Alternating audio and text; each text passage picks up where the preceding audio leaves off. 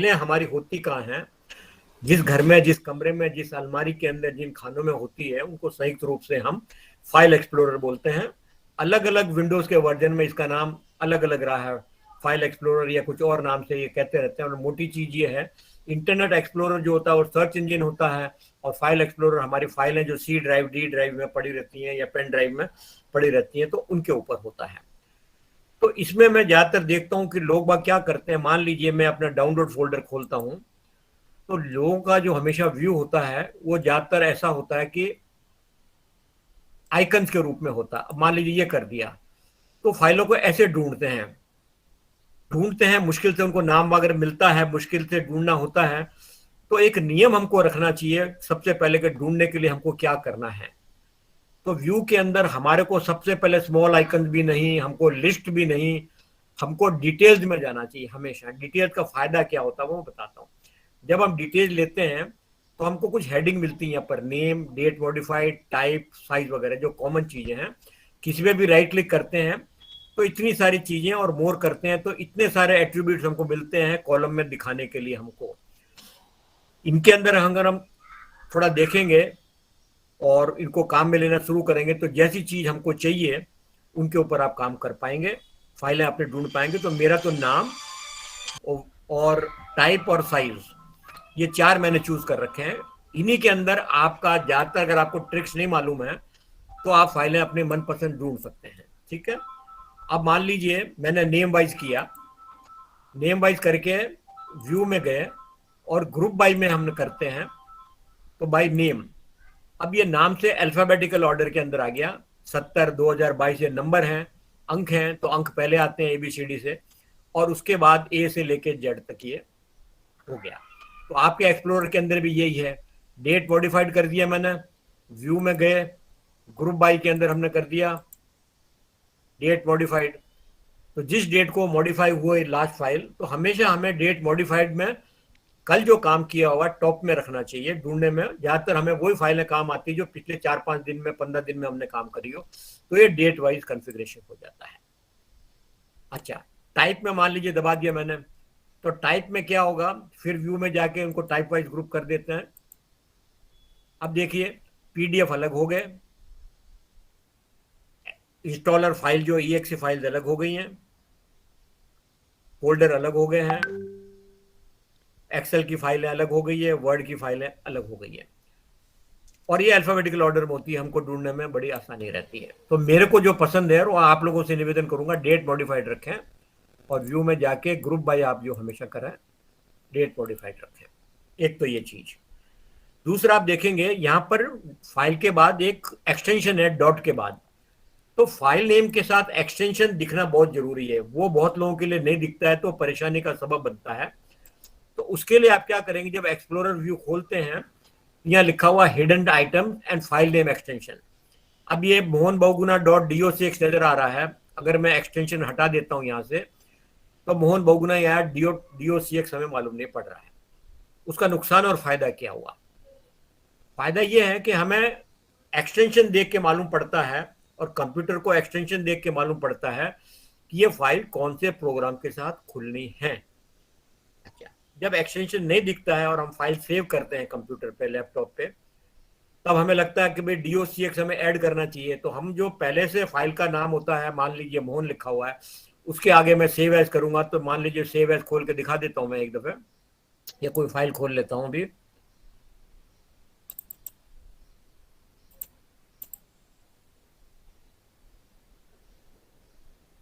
तो फाइल में गया और मैंने कहा सेव एज।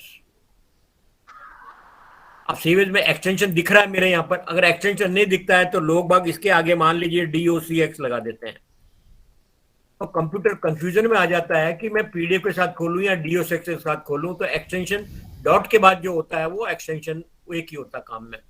तो ये एक्सटेंशन अभी मेरा दिख रहा है इसलिए है, नहीं तो लोग बाग सोचते मैंने डॉक्यूमेंट में सेव कर दिया और उनकी फाइल डॉक्यूमेंट के साथ नहीं खुलती है। तो ये एक निवेदन था बताने के लिए कि एक्सटेंशन का कितना महत्व है। और किसी जमाने में जब डॉस हम काम में लेते थे, तो फाइल नेमिंग के अंदर बकायदा एक नियम था कि डॉट के पहले 8 कैरेक्टर्स आएंगे और डॉट के बाद एक्सटेंशन 3 आएंगे। पर जब से ऑफिस 2007 आया है, तब से माइक्रोसॉफ्ट ने डीओसी की जगह डीओसीएक्स, डीओटी की जगह डीओटीएम वगैरह वगैरह 4 एक्सटेंशन करती है। अब असल में जो ये 4 एक्सटेंशन वाली फाइलें हैं वर्ड, एक्सेल, पावर पॉइंट की, ये असल में फाइलें नहीं कहलाती है, ये जिप फाइलें हैं, कंटेनर है ये। इसके अंदर बहुत सारी फाइलें छिपी हुई है, एक्सएमएल फाइलें हैं जो कि एक्सटेंडेड मार्कअप लैंग्वेज में बनी होती है। अगर किसी फोल्डर को हम रीनेम करें, मान लीजिए ये हम जो रीनेम करते हैं यहाँ पर, और इसको मैं करता हूँ रीनेम F2 दबा के, और ये DOC की जगह मैं कर देता हूँ जिप।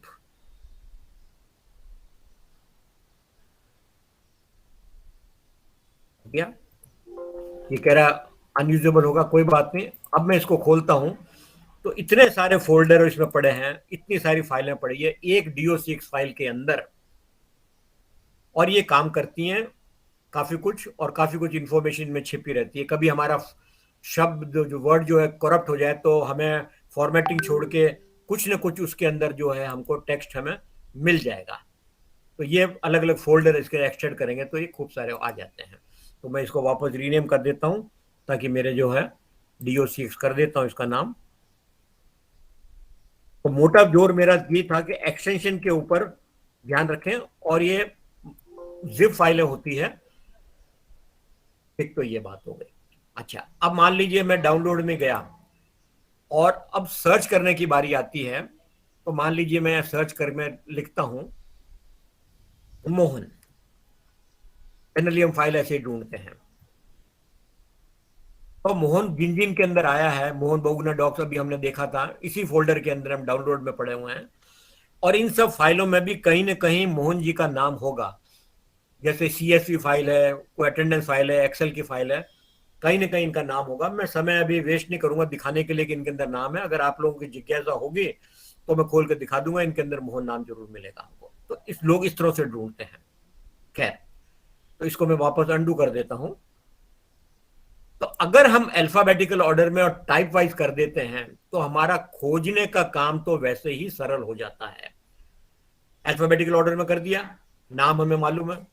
पर दिक्कत कहां आती है, जब हमें नाम याद नहीं हो, हमें यह याद नहीं हो कि किस फोल्डर में सेव किया हो, तो दिक्कत हो जाती है। पर हमें यह मालूम है कि उसमें एक कैच वर्ड है, जो ये शब्द उसमें जरूर जरूर होगा। वो अन्य में भी हो सकता है पर वो वर्ड जरूर जरूर वो होगा। तो उसके लिए हम देखते हैं हम कैसे करें उसको। तो मैं एक नई वर्ड की फाइल खोल लेता हूं यहाँ पर। इसका नाम सोहन, एक वर्ड है, समय बचाने के लिए पूरी फाइल नहीं ढूंढ रहा हूं मैं। सोहन कर दिया, सेव करता हूं इसको, सेव एज, ब्राउज, और मान लीजिए डेस्कटॉप पे कर लेता हूं उदाहरण के लिए। और नाम इसका सोहन नहीं रखता हूं मैं, कुछ और नाम ZXCV कुछ ऐसा रख दिया मैंने, ये रख दिया। ओके, इसको मैं बंद कर देता हूं। तो फाइल नेम, इसको कन्वेंशन से पहले फाइल नेम मैंने आपको बताया के नामकरण हो। लोग बाग जब नामकरण करते हैं फाइल का तो गैप लगा देते हैं। मान लीजिए सोहन स्पेस अग्रवाल, फाइल के नेम में स्पेस दे देंगे, कोई बुराई नहीं है, जरूर दीजिए, कोई दिक्कत नहीं है। परंतु होता क्या है, जब डाटा हमारा करप्ट हो जाए, खो जाए, तो रिकवरी के प्रोग्राम होते हैं उनके अगर फाइल नेम में स्पेस होती है तो उनको कुछ ज्यादा मेहनत करनी पड़ती है। तो मेरा निवेदन ये रहेगा कि फाइल का नेम नामकरण जब भी करें तो अंडरस्कोर या डैश वगैरह लगाएं, डॉट ना लगाएं। डॉट तो एक ही बार लगेगी, हालांकि डॉट और भी लगा दोगे तो कंफ्यूजन में पड़ता है प्रोग्राम। पर अच्छा आचरण वही है कि आखिर में डॉट लगे।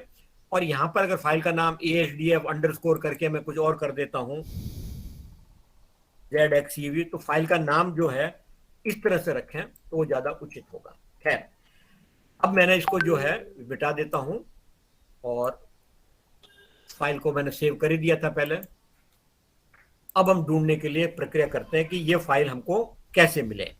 तो अब इसी फाइल को जो है यहाँ पर मैंने ZXC के नाम से सेव किया है, ये कॉपी कर लेता हूं। अब देखिए कॉपी करने में क्या हो रहा है, सोहन के बाद स्पेस भी कॉपी हो गया है। तो सर्च में अगर मैं ढूंढूंगा तो सोहन के बाद स्पेस को ढूंढेगा, यानी स्पेस होना जरूरी है। कहीं पर सोहन लाल लिखा हुआ आ गया और उसमें स्पेस नहीं हुआ तो दिक्कत हो जाएगी। इसीलिए शिफ्ट की के साथ लेफ्ट की दबाइए। अब एग्जैक्ट ये चीज जो है हमारे लिए सही हो गई है। ये थोड़ा ध्यान रखने वाली बात है। इसको मैंने कॉपी किया और एक एक्सेल की फाइल भी खोल लेता हूं मैं यहां पर नई, ताकि उसमें भी ये ढूंढ ले। अभी शॉर्ट में तरकीब बताने वाला हूं मैं। इसका फॉन्ट थोड़ा बड़ा कर लेते हैं और यहां पर मैं पेस्ट कर देता हूं, और इस फाइल को भी मैंने सेव कर दिया।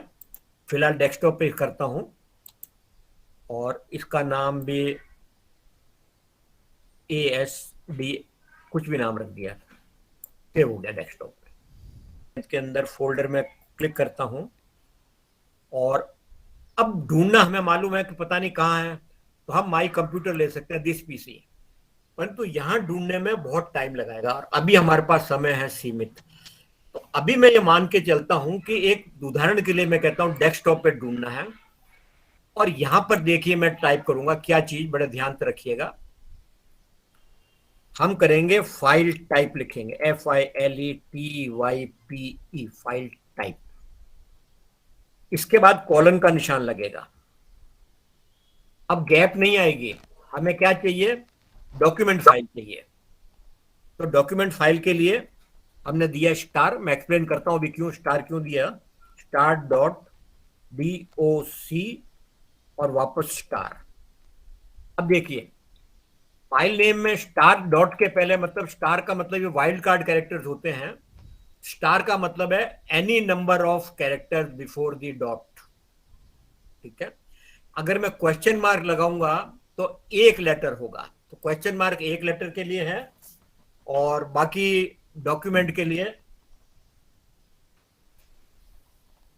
DOC। और हो सकता है आपके कंप्यूटर में 10 साल पुरानी फाइलें भी हो तो DOCX तो नहीं होंगी, वो DOC एक्सटेंशन में होंगी। इसके बाद में स्टार और लगा दिया कि DOCX के बाद में भी कुछ भी एक्सटेंशन हो सकता है।